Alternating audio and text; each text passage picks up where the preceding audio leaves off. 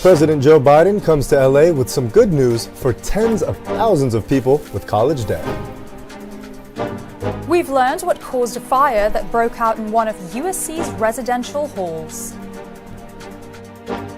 I'm Cam Kauffman, and I'm here live at the Taper Hall, where a very special film screening is set to happen tonight.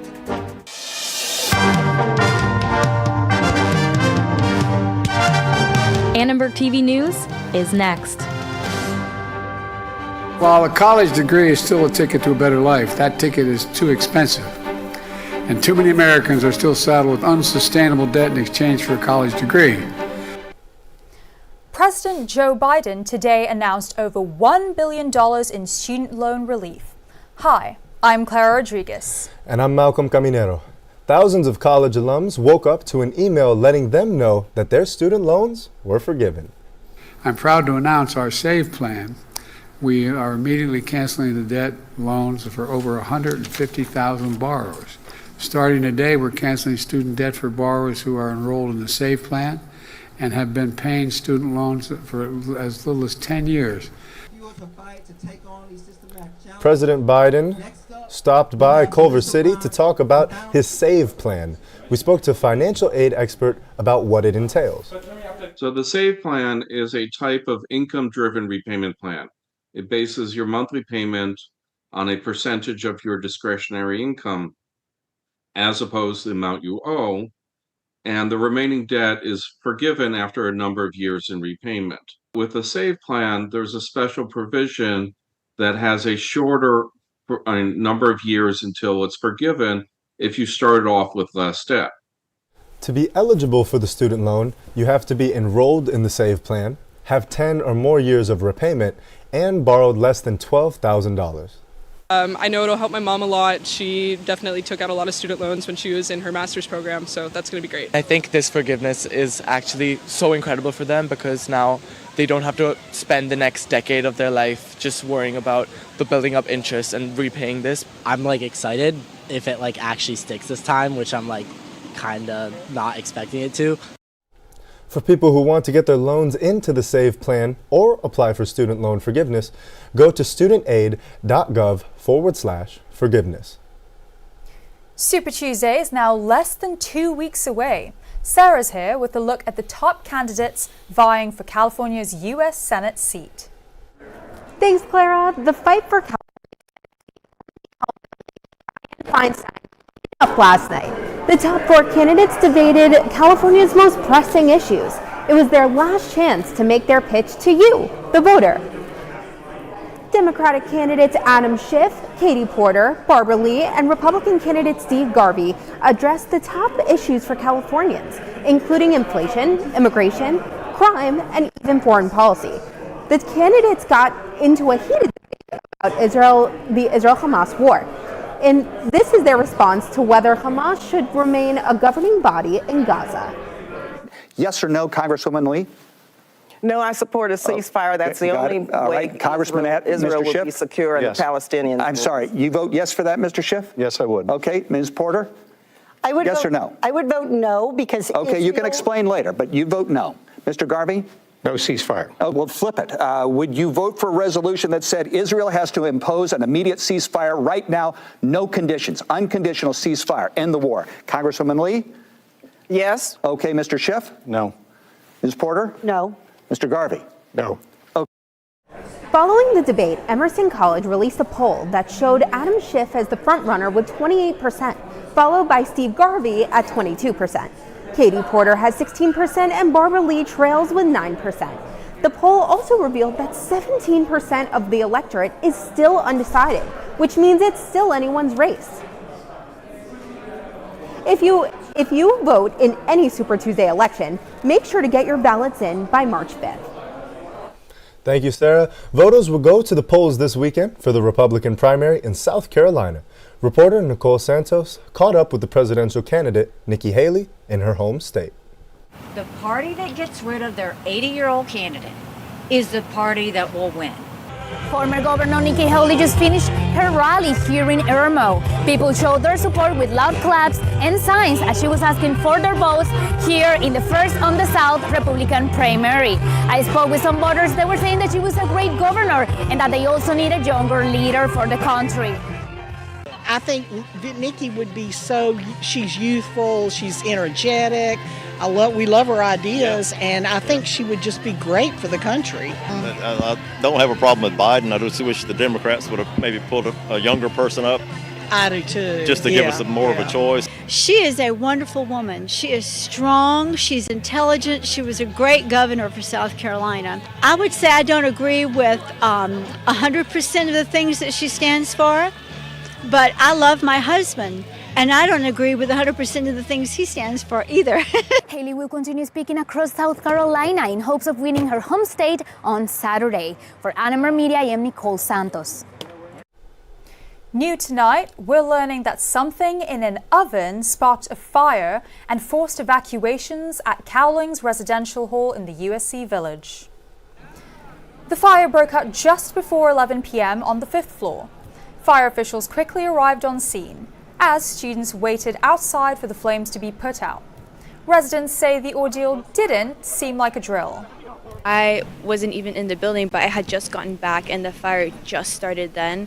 And before I went in, there's police officers at the door and they're like, oh, there's a fire on the 5th floor, don't go up. And at first I didn't believe it, but then when the fire trucks, were out, I figured it was a pretty serious fire or something had happened.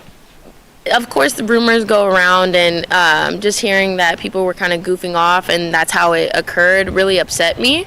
It's just kind of weird to think we're all adults here and, people aren't acting as such, it feels. Fire department officials have since confirmed that the cause of the fire was something related to the oven. A special screening of a film about homelessness in Los Angeles is happening on campus tonight. Reporter Cam Kauffman is at Taper Hall to tell us more. Cam? Thanks, Clara. That's right, I'm here at Taper Hall, where a screening of the film My Home Unknown is set to take off here in just a little bit. The film is the first of its kind to depict both female homelessness and homelessness through a mental health lens. The event is being co-hosted by both the USC Hellenes and the Junior League of Los Angeles.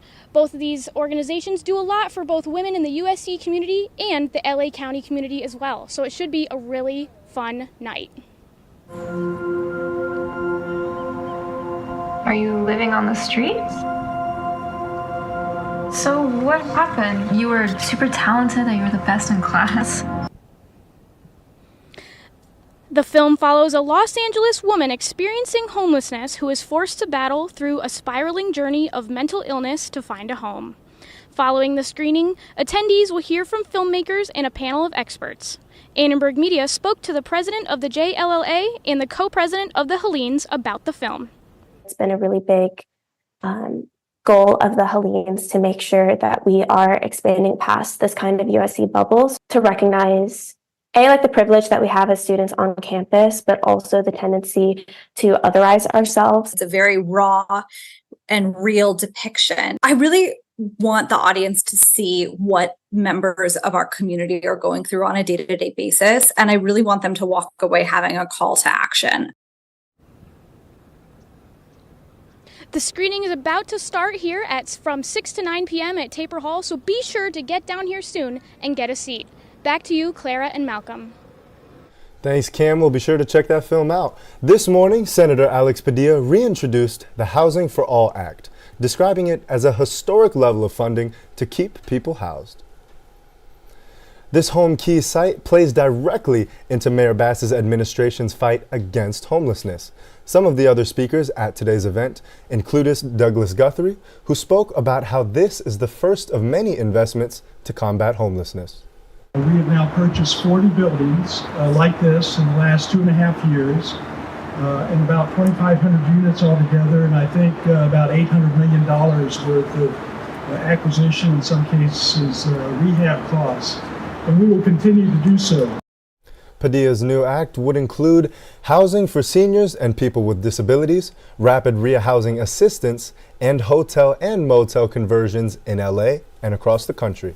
The Senate has not yet voted on the act, but it has been endorsed by many nonprofits. Representatives Ted Lieu and Salud Carbajal introduced companion legislation to the Housing for All Act to the House of Representatives. This morning, a United flight traveling from Newark to Los Angeles had to make an emergency landing in Chicago after a bomb threat was found in the plane bathroom. All 202 passengers were instructed to leave their belongings on the plane and to evacuate around 7:44 a.m. Chicago time, more than 2 hours after their departure. The plane was then searched for a bomb with a canine sniffing.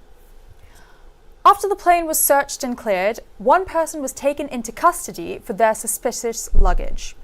The plane took off for LAX with the remaining passengers around 2:30 this afternoon. Coming up, downpours caused damage in many parts of LA. We'll show you where. And extreme as it is, landslides in Rancho Palos Verdes threaten residents and their homes. And what's a soccer game without the snacks? Come on, let's find out what new food items LAFC adds to its menu.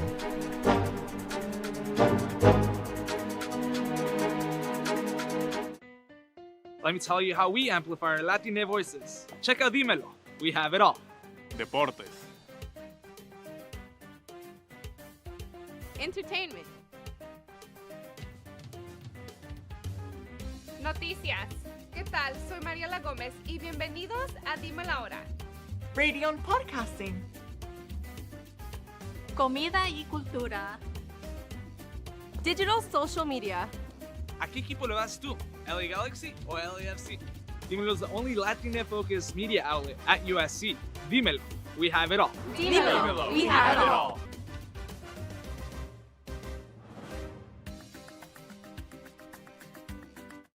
Mr. Owl, how many licks does it take to get to the Tootsie Roll center of a Tootsie Pop? Let's find out. 1, 2, 3.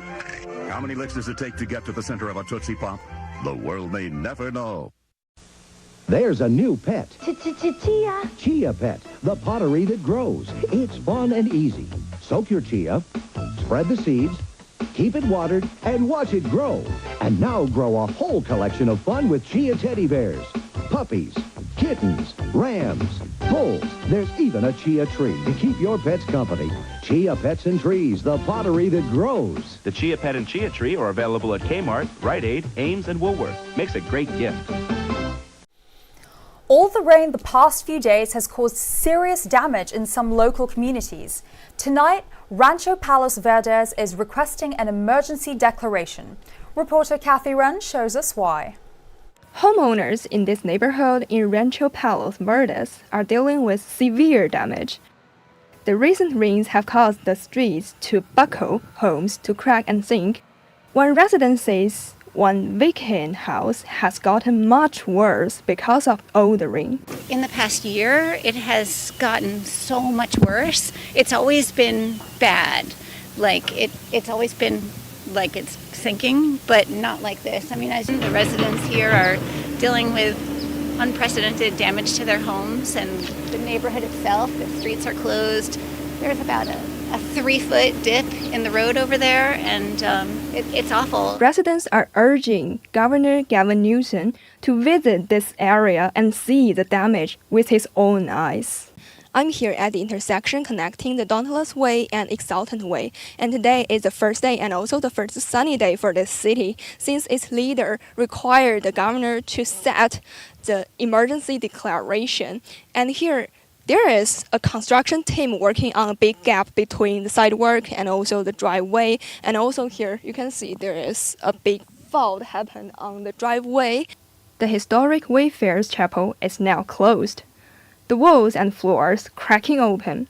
A church worker has been documenting the damage for years. Just in, there was a tiny little gap Mm-hmm. down at the bottom, about that much. And I went back the other day and went through and pulled them all out, and you can see Even though the sun was shining today, residents fear more rain will cause more damage.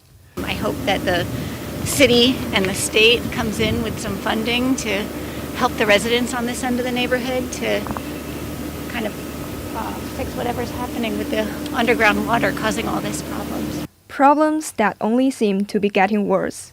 For Annenberg Media, I'm Cathay. This week's storm has caused mudslides, sinkholes, and flooding on Southern California roads.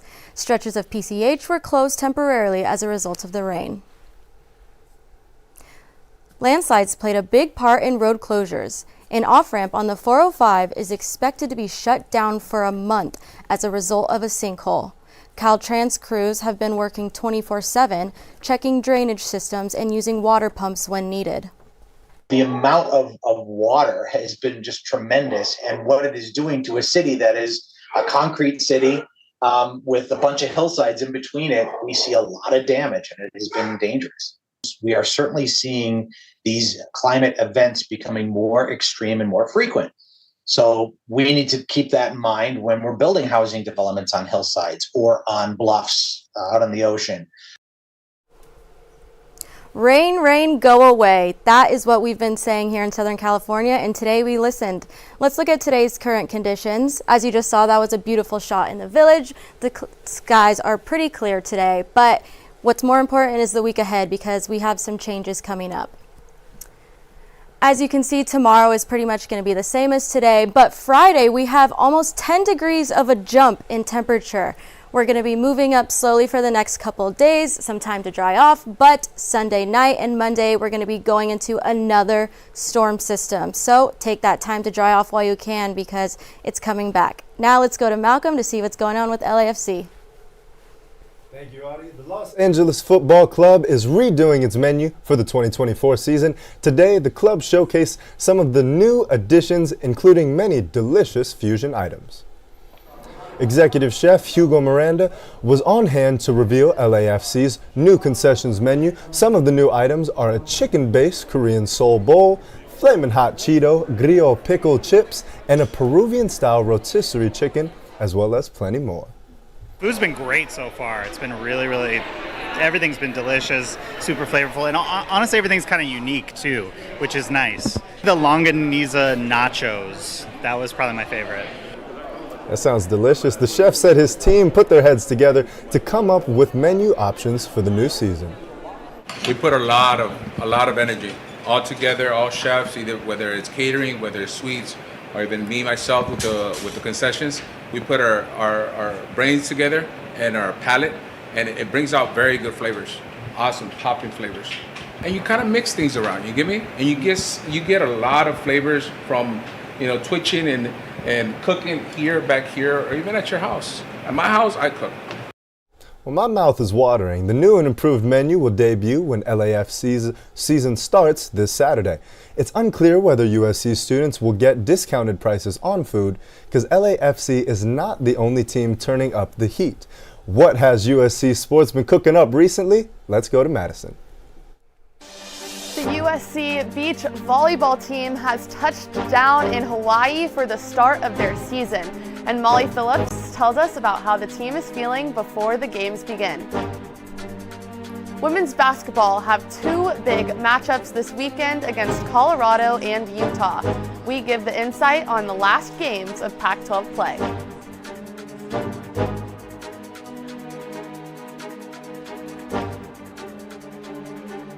Did conference honors after their weekend matches.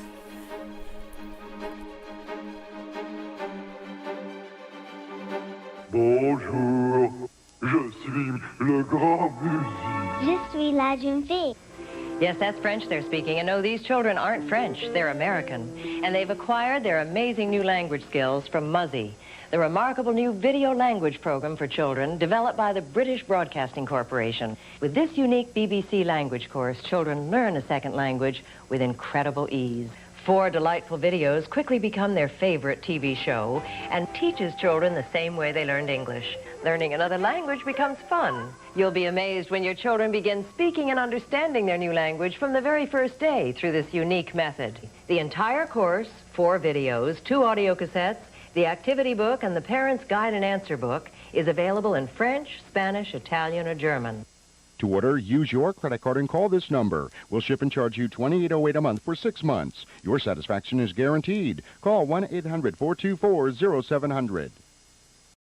Okay, this stuff is really amazing. I mean, I put it in my mouth and I taste watermelon, but it's not just that. I taste strawberry too, but it's kind of like a watermelon-y strawberry put together. Hang on. Sorry about that. And the bubbles are really awesome. I mean, that's why they call it Max, I guess, obviously. That sort of makes sense once you think about it. Oh, I'm Dan, and that's Chuck. Hubba Bubba Max. A whole new kind of bubble. Hey! Welcome back to ATVN Sports. I'm Madison Hogue. And I'm Keely Roy. USC track and field ran away with all the goods this weekend. 2 athletes made a name for themselves on one of track's biggest stages at the USA Track and Field Indoor Championships. USC hurdler and long jumper Johnny Brackens was crowned the U.S. Indoor Long Jump Champion with a best jump of 8.23. With that jump, he also now holds the USC all-time record and was named NCAA Athlete of the Week. In the 60-meter hurdles, USC's Jasmine Jones took second and set a school record with a time of 7.78 seconds. She is the current NCAA leader in this event. With many of the team already qualified for the NCAA Indoor Championships in March, the team has one last chance this weekend at the Ken Shannon Invitational in Seattle for others to join them. Women's basketball is looking to get revenge on Colorado and Utah as they close out Pac-12 play at Galen this weekend. The Trojans are coming off of a weekend road sweep against Oregon and Oregon State, extending their win streak to 6 games. Now looking ahead to this weekend, number 7 USC looks to beat 11-ranked Colorado and 18-ranked Utah at home after suffering losses to both of these teams earlier in the season. Even though USC beat Oregon State this past weekend, the Beavers stand at number 2 in the Pac-12 rankings, while Stanford holds on to number 1. USC is right there at number 3, with Colorado following at 4 and Utah down at 6. While it's unlikely that USC will climb all the way to number 1 in the Pac-12 after this weekend, wins against Colorado and Utah will add in their favor for March Madness standings. Number 1 ranked USC Beach Volleyball opens up their season this week in sunny Hawaii. We heard from some of the players about how they've been preparing for this season before they take on UCLA tomorrow. Outside noise is just outside noise, and just knowing like what we have as a team is really special and unique, and taking one day at a time, because in the end, like, a ranking is just a ranking. It doesn't matter. It's how we perform that matters. So I think just like focusing in on like what we have on our side of the court, getting to know each other and just creating those bonds, because I think that's what really matters in the end. Everyone is super talented that we play. Nobody doesn't want to win. Everybody wants to win. And I think what really sets us apart is having that mindset that we are a team. Everyone on this team contributes. Everyone has a role. The Trojans had a productive offseason, adding key players and winning their preseason tournaments, with most of last year's team returning, including All-Americans Megan Kraft and Delaney Maple. The Trojans take the top spot in the preseason rankings. I mean, are we looking at a four-peat in the making? It might be a little too early to say, but they're coming in at that number 1 preseason ranking, won the preseason tournament, returning their number 1 pair with Maple and Kraft, and their number 3 pair returning. I think it's definitely hopeful. We saw that they have made great runs. This will be their 4th consecutive, like you said. And I think having your number 1 pair returning and having incoming transfer Molly Phillips from Texas, who's off of 2 indoor national championships, I think it's really just a recipe for success. And I hope that they truly execute like they have the past couple years. Yeah, I mean, I think what an excitement for USC fans to have a 3-time national championship right here at home. And with Maple and Kraft, I mean, number 1 pair in the nation, and we get to see them again at home. So how exciting. And they'll be back home next week, and I can't wait to watch in person. So me neither, that's for sure. It is time for another edition of Women of Troy Wednesday, where this week we are highlighting 2 women who performed on the court and in the pool. Pac-12 Tennis Player of the Week Grace Piper secured the victory for her team against number 2 Michigan. In Ann Arbor, she went 4-0 with her 2 singles wins against top 20 ranked opponents. She has moved up to number 43 in the ITA singles rankings. I spoke with Grace to get her feelings after earning Pac-12 honors this week. I'm a junior. It's the first time I've ever got this award, and it's just like nice to feel kind of acknowledged within the Pac-12 kind of area. There's a lot of really great players, so it's really nice to be able to have that. But one thing that is a huge part of Player of the Week is it doesn't come for you unless your team has done something great. So it just shows like the team, it's put through all the work, and I'm just lucky enough to receive that award. USC water polo's Ava Stryker had herself quite the weekend. The freshman striker's 3 goals were crucial in helping her team secure an important win on the road against local rival UC Irvine. She also dished out 2 assists and had a steal. The striker was named MPSF Newcomer of the Week for her performance. And of course, we can't end this week's Women of Troy Wednesday without mentioning this moment between Juju and a young fan. We have to give an honorary shout out to Juju Watkins of women's basketball, signing the jersey for a young fan and seemingly making her whole day. That's it for ATVN Sports. I'm Madison Hogue. And I'm Keely Roy. Now over to Clera for a little wellness. Don't fall asleep on us just yet. Wellness Wednesday has the perfect mocktail to help you get a good night's rest.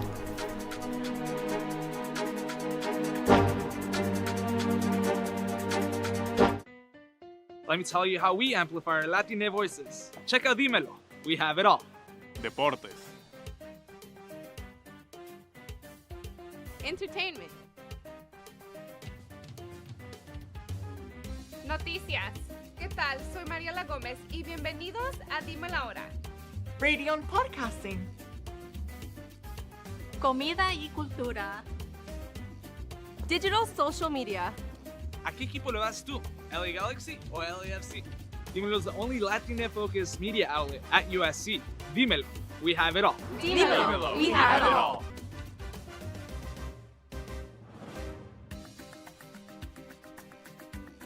Want quality name brand carpet for less? Call Empire and you can get quality carpet at the lowest price guaranteed. And no payments for 1 year. 800-588-2300 Empire. Today.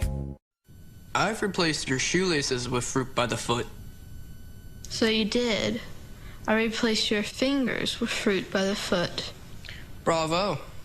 I've replaced your bones with fruit by the foot. Indeed you have. I replaced your guitar strings with fruit by the foot. Seems like a step backwards, but alright. I've replaced your DNA with fruit by the foot. That would be end of game, my friend. Fruit by the foot. Fruit-flavored snack. Need to catch some Z's? Getting a good night's slumber is a priority that's not always easy. But there's a trending concoction all over social media that might do the trick. The Sleepy Girl Mocktail. The drink is sweet and simple to make. 1/2 cup of tart cherry juice contains both tryptophan and melatonin, which may ease you into a restful night's sleep. Swirl in 2 teaspoons of magnesium glycinate, which may relax muscles, reduce anxiety, and calm the nervous system. Next, a splash of probiotic soda for the bubblies and to support digestion. I spoke to a sleep expert to see if this truly leads to sweet dreams. This isn't a bad thing for you. It's not going to hurt you. So if you incorporate this into your routine, it can just help you. For college students, it's especially important because sleep is linked so closely to learning. You both need to have good sleep before you start studying and good sleep afterwards. In addition to your mocktail, unplug from devices 60 minutes before sleep, set your thermostat to 60 to 69 degrees, follow a routine to signal your body, and take a warm shower to lower your core temperature. Students are advised to aim for 7 to 9 hours of sleep. With midterms approaching, setting a healthy sleep routine is a great way to perform your best. Thanks for watching Annenberg TV News. From everyone at Annenberg Media, I'm Clera Rodrigues. And I'm Malcolm Caminero. For more coverage, like and subscribe to our YouTube channel, youtube.com facebook.com/Annenberg Media. Good night.